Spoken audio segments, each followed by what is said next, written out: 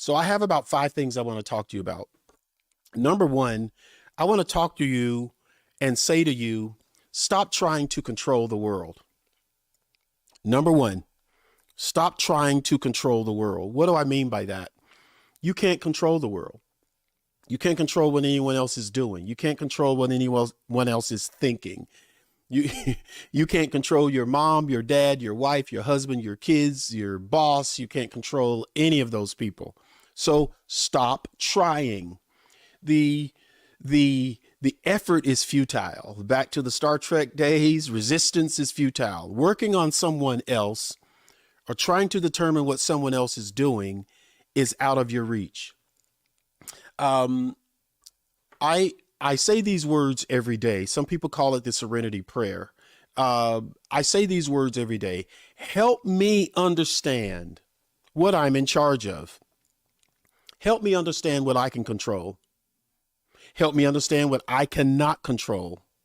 But the most important phrase I say every day is show me the difference between the two. You need to know what you can control. You need to know what you can't control. And you need a discernment to be able to tell the difference between the two, because the difference between the two spells serenity, peace, harmony, power. It spells this depiction of you being in the center of your life and not floundering on the edges. When you get on the edge of the merry-go-round, when it goes too fast, it tosses you off and you tossed off dizzy. But if you can stand in the middle of that merry-go-round, you don't get dizzy. You just get a world view of your own life. So find serenity by right now, stop trying to control what you can't. How do I know what I can't control? Is it based on your decision? Is it based on your viewpoint? Is it based on your desired outcomes? Is it based on your dream?